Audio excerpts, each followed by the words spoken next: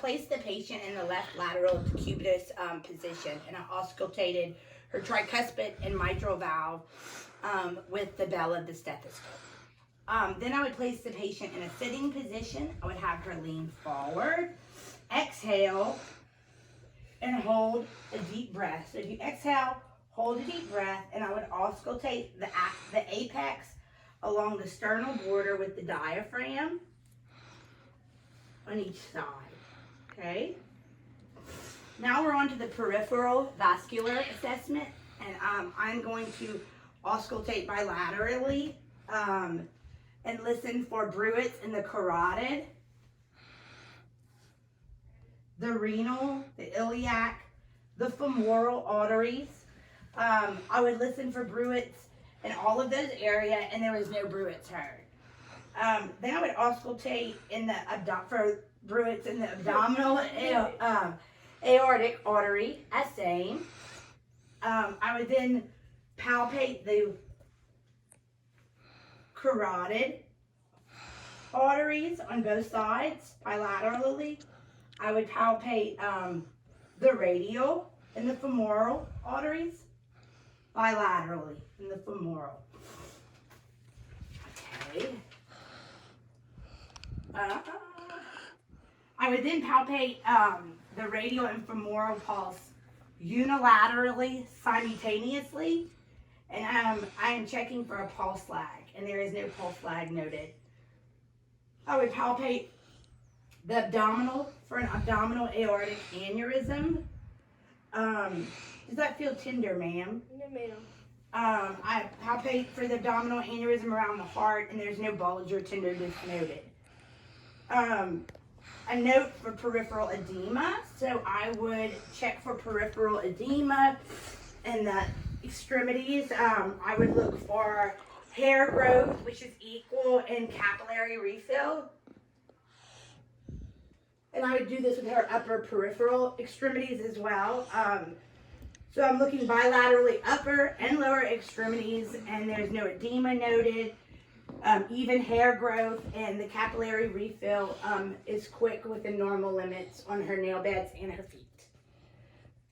Then I would have, next I would check the inguinal, horizontal, vertical, axillary, and epitrochlear nodes to examine her lymphatic system.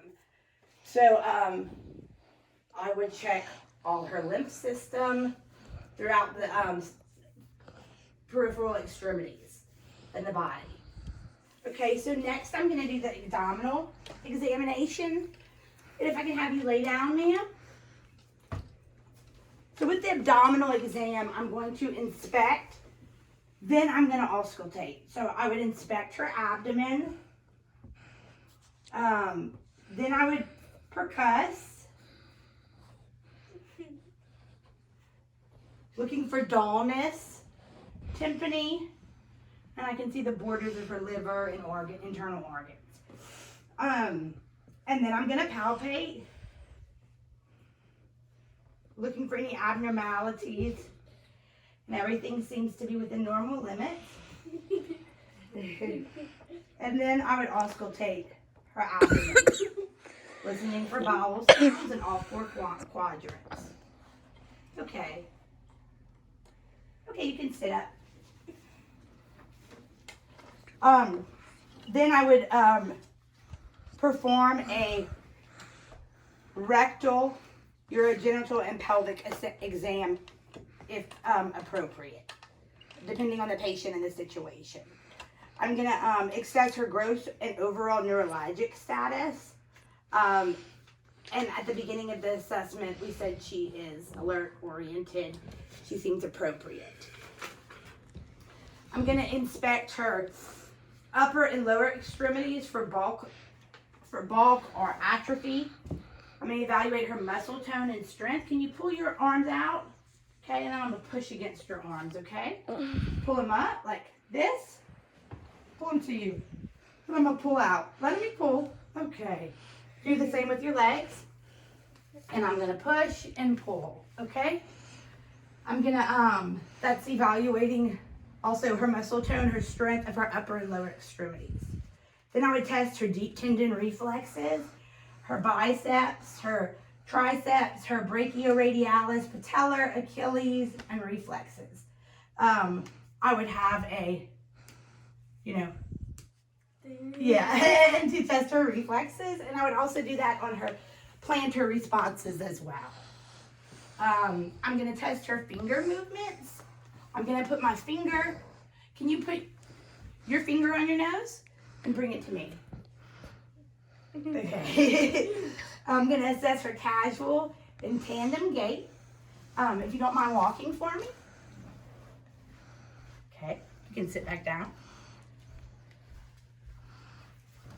Okay, I'm going to test her sensory, her modality at her toes, the light, pain, touch, temperature. Do you feel?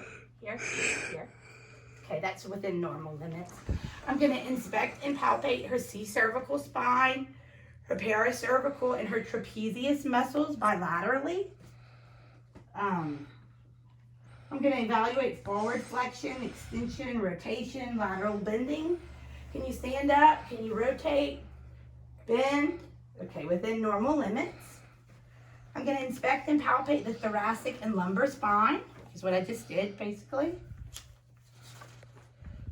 I am going to test her flexion and extension with her hips stabilized by the examiner.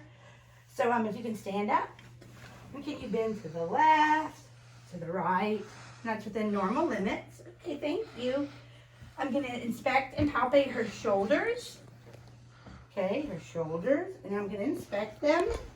I'm going to assess her mobility, flexion, extension, abduction, adduction, internal rotation, pronation, and supination. I would inspect and palpate her wrist, her hands, and her fingers bilaterally. Okay, and do the next one. I'm going to assess them, and I've done that. They're within normal limits. I'm going to inspect and palpate the hip joint bilaterally. It may be performed with shorts on, but I need to verbalize, or I would say that your shorts would have been removed. So, you can lay down, assess the mobility of your hip. Bend your leg, please. Okay, and the other one. Okay, bend your leg. And then you can say like this, I'm going to inspect and palpate the knees. And I'm going to assess the mobility of the knees. You can bend your knee, okay, and then bend your knee, okay. Next, I'm going to inspect and palpate the ankles, the feet, and the toes. And I'm going to assess the mobility of the ankles. Can you point and flex? Okay, and can I do it on the other foot? Point and flex. Okay. And that concludes your physical exam. Thank you, Olivia. Thank you.